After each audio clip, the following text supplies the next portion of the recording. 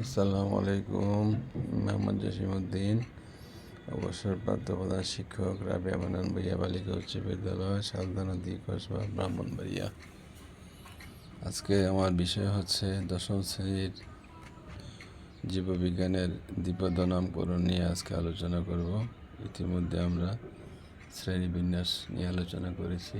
তো দ্বিপদ নামকরণ হচ্ছে একটি উদ্ভিদ তথা একটি প্রাণীর দ্বিপদ নামকরণ, যেটাকে আমরা সহজেই বিভিন্ন দেশের বিভিন্ন ভাষাভাষী মানুষ এই দ্বিপদ নামকরণের মাধ্যমে ওই প্রাণীটাকে বা উদ্ভিদটাকে সহজে আমরা চিনতে পারি।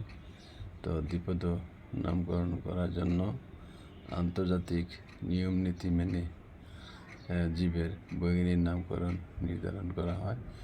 এই বৈচিত্র্যময় জীবজগতের প্রতিটি জীবকে আলাদাভাবে ওঠে এবং সঠিকভাবে আমরা জানার জন্য দ্বিপদ নামকরণের কোনো বিকল্প নাই।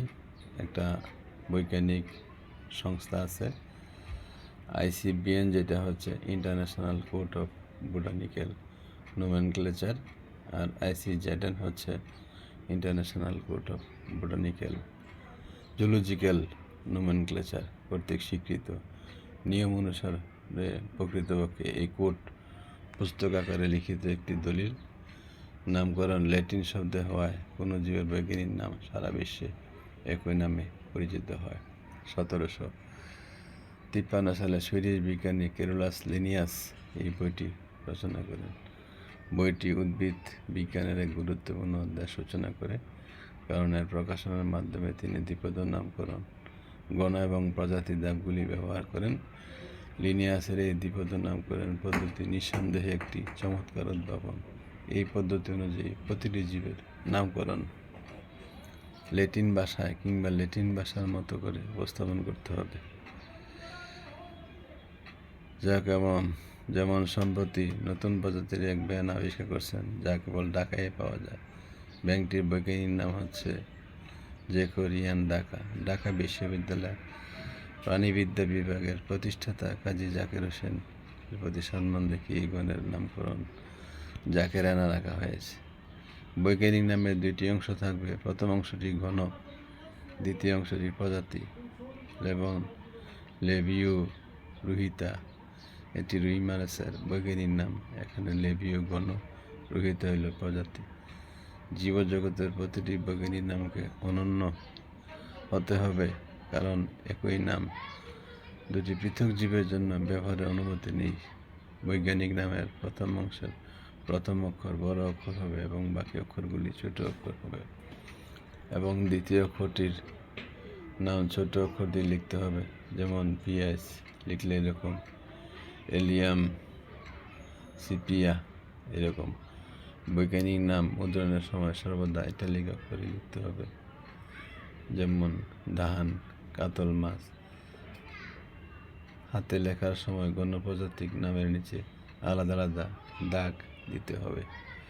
যদি কয়েকজন বিজ্ঞানী একই জীবকে বিভিন্ন নামকরণ করে, তবে অগ্রাধিকার আইন অনুসারে প্রথম বিজ্ঞানী কর্তৃক প্রদত্ত নামটি গৃহীত হবে। তিনি প্রথমে কোনো জীবের বিজ্ঞানসম্মত নাম দিবেন। তার নাম প্রকাশের সিল সহ উক্ত জীবের বৈজ্ঞানিক নামের শেষে সংক্ষেপে সংযোজন করতে হবে।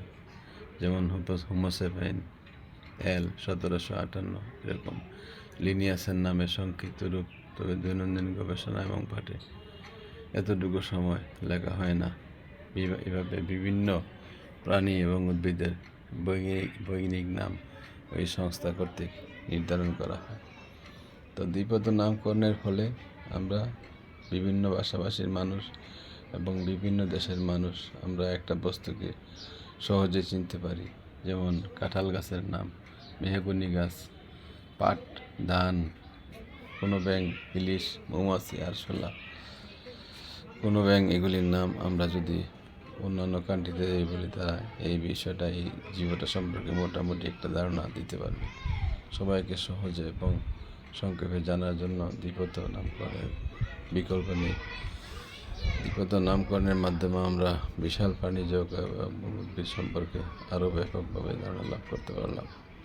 তো তোমরা বাসার মধ্যে প্র্যাকটিস করবে, বইয়ের সাথে মিলিয়ে নেবে এবং আজকের আলোচনার মাধ্যমে আমাদের যে জীববিজ্ঞানের প্রথম অধ্যায়ের যে ক্লাসের আমরা 5টা টপিকের মাধ্যমে আজকে শেষ করলাম। ভালোভাবে বইয়ের যে লেসনগুলি মিলিয়ে নেবে এবং করবে। 5টা টপিকের আলোচনা যদি সময় থাকে শুনবে। যদি তোমরা এই ক্লাসের আলোচনাগুলি শোনো তাইলে আমার সার্থকতা। আমি আমার এই বিশাল কর্মজীবনে 36 বছর 4 মাস আমরা এইগুলি স্টুডেন্টকে সুন্দরভাবে বোঝানোর চেষ্টা করেছি, এখনও চেষ্টা করি।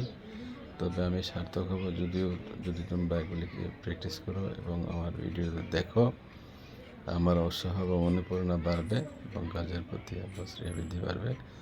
সবার প্রতি আমার দোয়া থাকবে। মনোযোগ সহকারে বাসা স্টাডি করবে।